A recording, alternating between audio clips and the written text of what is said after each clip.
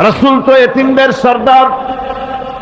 পৃথিবীর কোন এতিম যেন বলতে না পারে নবীজি আমার ব্যাপারে কি বলবেন, আমি তো এতিম মানুষ, আর তিনি আমার ব্যাপারে কিভাবে আমার দরদ বুঝবেন। নবীজিকে আল্লাহ পাক কেমন এতিম বানালেন, সমস্ত দুনিয়ার এতিমদের সর্দার বানালেন। মায়ের পেটে যখন তিনি ছিলেন 6 মাসের সময় মায়ের পেটে থাকাকালীন বাপের এতিম হয়ে গেলেন। যখন প্রসব বেদনা শুরু হয়েছে মায়ের, দুনিয়ায় যখন তিনি আসবেন, হযরতে আমেনা ঘরের ভিতরে বসে তার অবস্থাটা কি, এই সন্তান পৃথিবীতে আসতে পরে যিনি সবচাইতে বেশি খুশি হবেন তিনি তো আজ দুনিয়ায় নাই। মনের ভিতরে কত কষ্ট। আল্লাহ রাব্বুল আলামিন তার হাবিবকে দুনিয়া আনলেন। রাসূলের দাদা ঘরের সামনে তাঁবুর সামনে দাঁড়ায়া তায়েফ থেকে আগত সাদিয়া গোত্রের লোকদেরকে বলতেছেন, এই ঘরের ভিতরে একটা এতিম বাচ্চা আছে, বেশি টাকা কড়ি দেওয়া যাবে না, যদি দয়া হয় নিয়ে যাও। গরিব মানুষ, এতিম মানুষ দেখে শুনে কেউ আর নিতে চায় না। সবশেষে এলেন ভাগ্যবতী মেয়ে, ভাগ্যবতী মহিলা হযরতে হালিমাতুস সাদিয়া। তিনি এসেছেন, কোনো ছেলে পেলে পায় নাই, সকলের শেষে তিনি এসেছেন। আব্দুল মুত্তালিব বলছেন, এই ঘরের মধ্যে একটা এতিম বাচ্চা আছে, দয়া হলে নিয়ে যেতে পারো। তিনি স্বামীর সঙ্গে পরামর্শ করলেন, এরপরে বললেন যদি দেখতে অন্তত ভালো হয়, মন যদি ভালো লাগে নিয়ে যাব, একেবারে খালি হাতে ফিরে যাওয়ার চাইতে তো ভালো। হযরতে হালিমা বলেন, আমি ঘরের মধ্যে প্রবেশ করলাম, মা আমেনার কোল থেকে শিশু মুহাম্মদ সাল্লাল্লাহু আলাইহি সাল্লামকে যখন আমি কোলে নিলাম, আমি হুজুরের চেহারার দিকে নজর করে দেখলাম, আমার কাছে মনে হলো যেন পূর্ণিমার চাঁদটা আমার কোলে ধরা দিয়েছে। রাসূল কি শিশু মুহাম্মদ সাল্লাল্লাহু আলাইহি সাল্লাম কি যখন নিয়ে বাড়ির দিকে রওনা হলাম, যে গাধা আমার সকলের পেছনে এসেছে সেই গাধা এখন সকলের আগে ছুটে চলে যায়। এরপরে বাড়ি যখন নিয়ে গেলাম, কুয়ায় পানি বাড়লো, গাছে ফসল বাড়লো, খেজুর গাছে খেজুর বাড়তে লাগলো, জমিনে ফলন বেড়ে গেল। রাসূলের দুধ বোন সায়মা রাসূলকে নিয়ে মুহাম্মদ সাল্লাল্লাহু আলাইহি সাল্লাম তাকে দোলনা নিয়ে দোল দিতেছে। কি আশ্চর্য অবস্থা! সায়মা তাকে দোল দিচ্ছে আর বলতেছে, বেঁচে থাকুক মুহাম্মদ সাল্লাল্লাহু আলাইহি ওয়াসাল্লাম, সে দীর্ঘজীবী হোক। কবি লিখতেছেন, কি আশ্চর্য কথা, বেদুইন বালিকা কারে নিয়ে দোল দেয় সে কি তা জানে?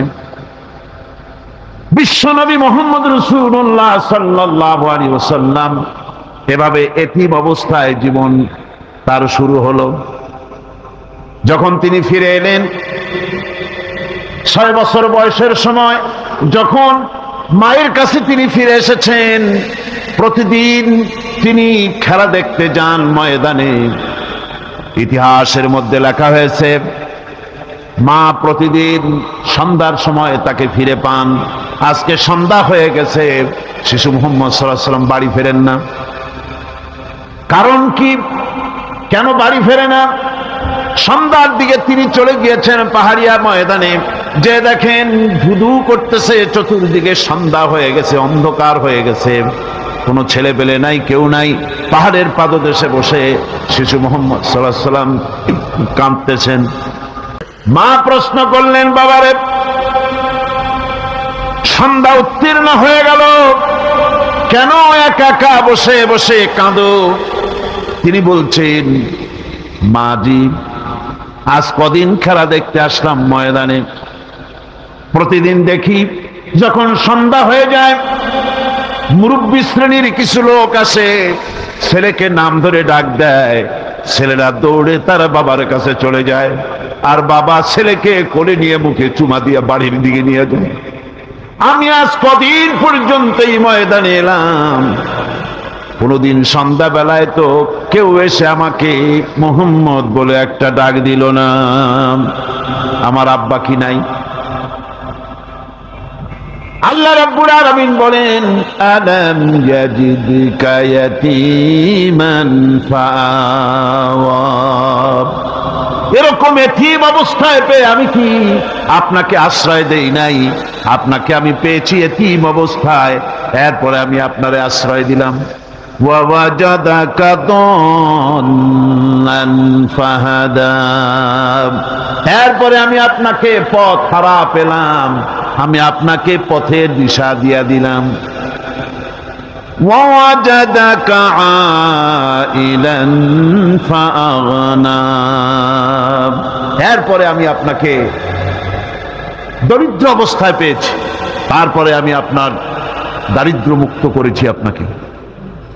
সুতরাং ফাআম্মাল ইয়াতীমা ফালা তাকহার ওয়া আম্মাস সাইলা ফালা তানহার ওয়া আম্মা বিনি'মাতি রাব্বিকা ফাহাদ্দিস। সুতরাং নবী, এতিমের প্রতি নির্মম ব্যবহার করো না, এতিমের প্রতি ভালো ব্যবহার করো, নির্মমতা দেখাইও না। আর ভিক্ষুককে ধমক দিও না, রূঢ়তা দেখিও না, আর আল্লাহর নিয়ামতের প্রশংসা করো।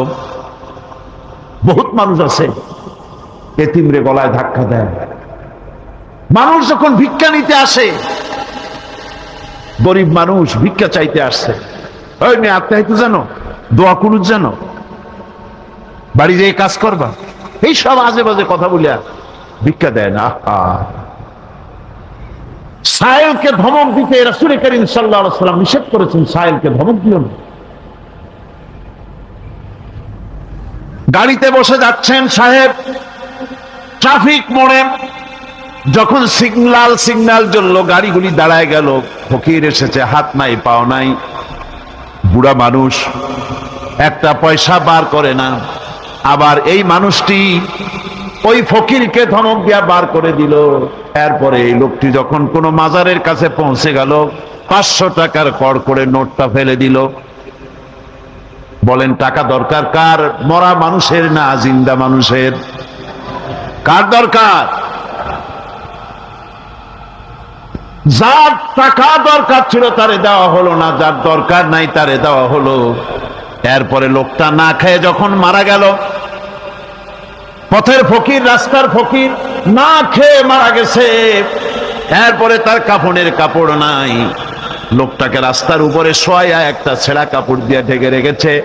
বড় লোকেরা, সাহেবরা তখন গাড়ি দাঁড় করে আর 5টা টাকা 2টা টাকা করে তার লাশের উপরে মারতেছে।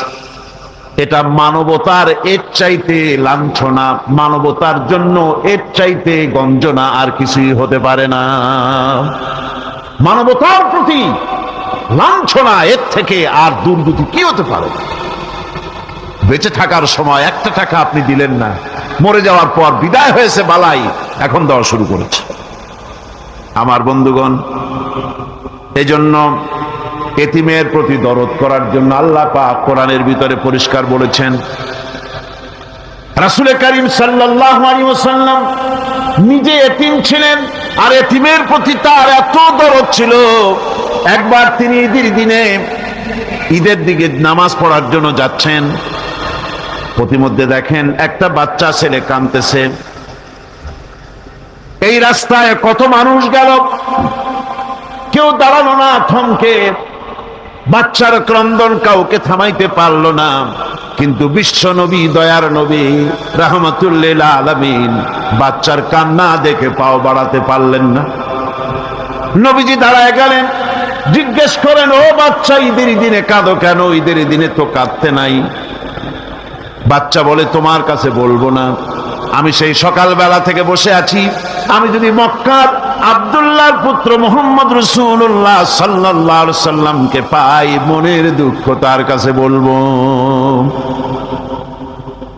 বিশ্ব নবী জমিনের উপরে বসে পড়লেন, বাচ্চারে কোলের উপরে উঠায় বলেন, বাচ্চা বলো কি তোমার দুঃখ? তুমি যার জন্য বসেছো আমি তো সেই এতিম নবী, কি বলতে চাও?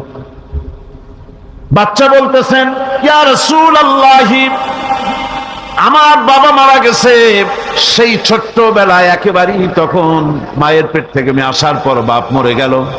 আমার মা আর একজনের সঙ্গে বিয়ে বসেছে। সেই পুরুষটি আমারে দেখতে পারে না। আমার মা যদি আমারে কোলে করে এসে সহ্য করতে পারে না, আমারে চুমা খাইলে সহ্য করতে পারে না, আমারে খাবার দিলে মা মার খায়। আজ ঈদের দিনের রাতে আমার মা আমাকে বলল, বাবারে তোমার কপাল খারাপ, তোমার বাবা মারা গেছে, তোমাকে সাহায্য করার কেউ নাই, আমি তোমার যত্ন করতে পারলাম না, কোলে নিয়ে চুমাও দিতে পারি না, আমার এমনই কপাল খারাপ। সুতরাং এতিমের দরদ এতিম ছাড়ার কেউ বুঝবে না। তুমি আজ চলে যাও, ওই রাস্তায়, ঈদের রাস্তায় দাঁড়ায় থাকো, মাঠের রাস্তার পাশে, বিশ্ব নবীর কাছে তোমার দুঃখ বলো, এতিমের দুঃখ তিনি বুঝবেন। আমি মায়ের কথা মতো এই জায়গায় এতক্ষণ বসে আছি, হুজুর আপনি দয়া করে, আমার কথা তো আপনার কাছে বললাম, আমার মনের এই দুঃখ। নবীজি বাচ্চার কথা শুনতেছিলেন, চোখ দিয়া পানি পড়তেছিল। বাচ্চাকে বুকের সঙ্গে জড়িয়ে ধরে নবীজি বলেন, ও এতিম, মুহাম্মদ সাল্লাল্লাহু আলাইহি ওয়াসাল্লাম যদি তোমার পিতা হন আর হযরতে আয়েশা যদি তোমার মা হয়ে যায়, বলো তোমার মনের দুঃখ মেটে নাকি? ছেলে দুঃখে কেঁদে উঠলো আর বলল, ইয়া রাসূলুল্লাহ, আপনি যদি আমার পিতা হন আর আয়েশা যদি আমার মা হয়ে যায়, এর থেকে বড় সৌভাগ্যের আমার তো আর কিছুই নাই। নবীজি এতিমকে বাড়ি নিয়ে গিয়ে হযরতে আয়েশার হাতে তুলে দিয়ে বললেন, আয়েশা রে, পবিত্র ঈদের দিনে আল্লাহ রব্বুল আলামিন তোমার জন্য একটা উপহার পাঠিয়েছেন, এটা যত্ন করো। এতিমের প্রতি দরদ রাখার জন্য আল্লাহ রাব্বুল আলামিন বলেছেন, এতিম, মিসকিন, বিধবা, অসহায় লোক, তাদের প্রতি যাতে করে মুসলিম সমাজ লক্ষ্য রাখে, সেজন্য আল্লাহ পাক নির্দেশ করেছেন। বুখারী এবং মুসলিম শরীফের হাদিসে এসেছে, আস-সাই আলাল আরমালাত ওয়াল মিসকিন কাস-সাই ফি সাবিলিল্লাহ। বিধবাদের জন্য, মিসকিনের জন্য কেউ যদি কোনো উদ্যোগ গ্রহণ করে, কেউ কোনো সাহায্য দেয়, জিহাদের ময়দানে জিহাদ করে আল্লাহর রাস্তায় যে সওয়াব পাওয়া যায়, যে মর্যাদা পাওয়া যায় আল্লাহর কাছে, এতিম, মিসকিন, বিধবাকে সাহায্য করলে সেই সওয়াব আল্লাহ রাব্বুল আলামিন আমলনামায় দিয়ে দেন।